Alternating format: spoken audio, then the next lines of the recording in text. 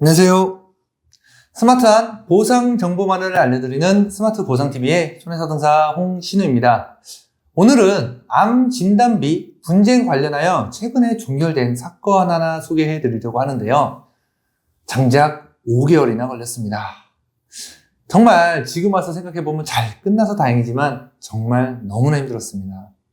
오늘 이렇게 소개해 드리는 이유는 보험회사랑 분쟁이 생기거나 또는 보험금 지급을 거절당하였을 때 무작정 민원 등을 통해 해결하려고 하시면 안 되고 어떻게 해서든 보험금을 지급해야 하는 근거 자료를 최대한 많이 만들어야 한다는 게 굉장히 중요합니다. 자, 그럼 사건에 대해 간략하게 소개해 드리면서 어떻게 준비해서 해결을 했는지까지도 설명드려 보겠습니다. 이 의뢰인분은 먼저 건강검진을 하던 중 대장에서 용종이 발견되어 제거를 하였고 조직검사 결과 이렇게 구불결장의 악성 신생물 C187로 진단이 되었는데 이 진단명은 대장점막내암입니다.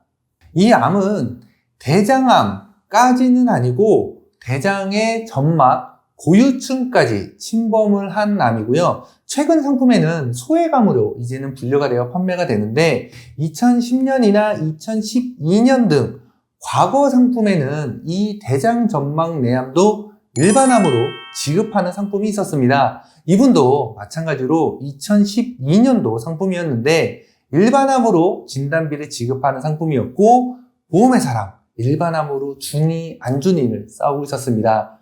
분쟁 금액은 4천만 원이었습니다. 자, 이제 분쟁된 이유를 조금 살펴보면 건강검진한 병원은 개인 병원이었는데 암으로 진단되면 우리는 어떻게 하죠?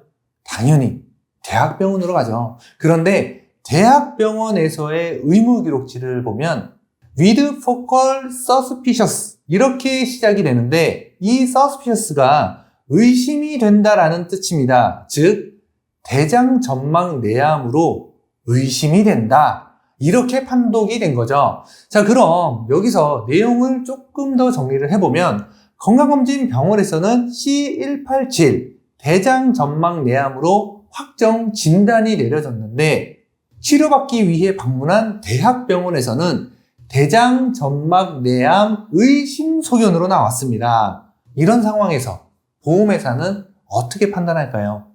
또 여러분들이라면 이 상황에서 어떻게 하실 건가요? 입장 차이가 다르죠.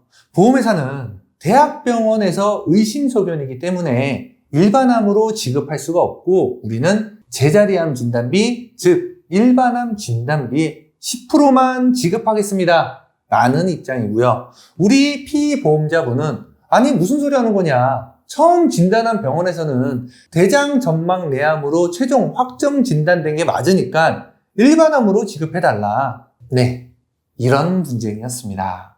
자, 그럼 이때 도대체 어떻게 보험회사를 상대해야 하는지 정말 막막하시겠죠. 금감원이나 소보원에 민원을 넣으면 보험금 지급할까요? 아니요, 절대 지급하지 않습니다. 그리고 나서 보험회사에서는 이렇게 분쟁이 있으니까 우리 보험회사 의료자문동의서에 동의를 해달라고 요청이 왔었습니다. 여기서 정말 중요한데 이럴 때 흔히 인터넷이나 유튜브 등에서 보험회사에서 제시하는 서류 절대 함부로 서명하지 말라는 그런 내용 있잖아요. 이게 바로 의료자문동의서입니다. 이럴 때 사인을 해주면 정말로 되돌릴 수가 없습니다. 그래서 의료자문 동의 없이 현재 이 암이 최종 확정 진단이 맞다라는 것을 우리가 현실적으로 입증을 해야 하는 상황이 펼쳐진 겁니다. 그래서 저는 이러이러한 내용을 확인을 하고 하나둘씩 자료를 만들기 시작하죠. 건강검진 때 제거한 조직 슬라이드를 가지고 다른 대학병원으로 다시 한번 진단이 맞는지 확인을 합니다. 만약 여기 대학병원에서도 의심소견이 나왔다면 아마 이 사건 진행은 더 이상은 어려웠을 거예요. 하지만 다행스럽게도 이렇게 의심되는 문구 없이 대장점막내암이라는 조직검사 결과지가 최종적으로 확인이 됩니다. 그럼 우리는 이 서류를 가지고 보험회사에 다시 추가 의견서를 제출을 합니다. 그럼 보험회사는 알겠습니다. 지급하겠습니다. 라고 할까요? 아니죠. 이렇게 의견이 다르니 우리 보험회사 의료자문에 동의를 해주십시오. 왜? 처음 갔던 대학병원 서류에는 의심소견이 나왔었으니까요. 자, 그럼 여기서 이제 또 어떻게 할까요? 그렇죠. 의심소견을 내준 병원 주치의 선생님을 다시 만나러 갑니다. 도대체 왜 의심소견이 나왔는지도 물어보고 그 조직 슬라이드를 재판독을 요청을 하던 아니면 최근에 다시 진단받은 병원 서류를 가지고 검토 요청을 해가지고 다시 한번 소견을 여쭤봅니다. 자, 주치의 선생님이 추가 발급한 소견서를 보면 점막 고유판 침범이 확인되었다라는 조직 검사 기록지도 확인하여 상기와 같이 진단함. 즉, 이 내용이 무슨 말이냐면 요번에 새로 대학병원에 가서 진단받은 이 조직 검사 결과지의 내용을 인정을 하겠다라는 내용입니다.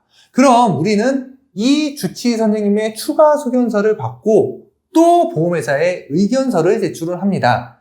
그럼 보험회사는 어땠을까요? 일반암으로 이제는 인정했을까요? 그렇죠. 또 의료자문 얘기를 합니다. 자, 의료자문 동의서 왜 조심하라고 하는지 이제는 조금은 이해가 되시겠죠? 여기서 경우의 수를 조금 더 보면 의료자문에 동의를 했는데 결과가 우리 쪽으로 나오면 정말 다행입니다. 이렇게까지 힘들게 공들이게 싸우지 않으셔도 돼요. 하지만 아까 의심소견으로 나온 대학병원 결과지가 만약에 같이 나온다면 이때는 정말 싸우기가 어려워집니다. 보험회사는 이제는 지급하지 않을 근거 자료를 만들었으니까요. 다시 돌아와서 의료자문 동의, 뻐꾸기처럼 계속 얘기합니다. 하지만 우리는 절대 동의할 수 없죠. 보험회사 자문위가 어떻게 서류를 만들어 올지 모르니까요. 그래서 저는 다시 한 번 더 다른 대학병원에 자문을 구합니다. 자, 여기 보시면 처음 갔던 병원, 그리고 다시 한 번 간 대학병원과 똑같이 의심되는 소견 없이 점막 고유층 침범이 인정된다 라는 의견이 동일하게 나왔습니다. 자, 그럼 이 서류로 우리는 또 다시 보험회사에 의견서를 제출을 합니다.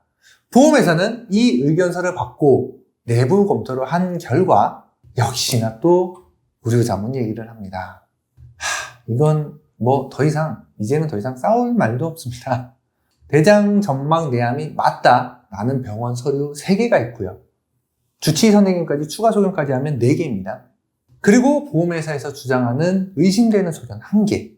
자, 누가 유리할까요? 당연히 저희가 유리하겠죠. 그 이후 결국 몇 번 더 의견이 오고 가고 나서 결국은 일반암으로 인정을 받았고 총 걸렸던 기간은 약 5개월 정도 소요되었습니다. 사실 이렇게까지 힘들게 끌고 갈 사건은 아니었는데 유독 힘든 회사가 몇몇 있거든요. 아무튼 금액이 클수록 보험회사도 만만치가 않습니다. 이런 의학적인 분쟁 같은 경우는 금감원에 감정적으로 민원넣으셔도 절대 해결되지가 않습니다. 그럼 암 진단비 관련해서 보험금을 현재 못 받았다거나 지금 현재 싸우고 있으시거나 분쟁이 있다면 포기하지 마시고 댓글이나 사건 의뢰 등을 통해 저희 스마트 보상TV에 말씀을 주시면 가능성이 있는지부터 확인하여 검토해 드리도록 하겠습니다. 그럼 오늘 영상도 도움되셨다면 구독과 좋아요 부탁드리고요. 앞으로도 보험회사한테 지지 않는 손해자동사가 되기 위해 열심히 공부하겠습니다. 이상 스마트 보상TV의 손해자동사 홍신우였습니다. 감사합니다.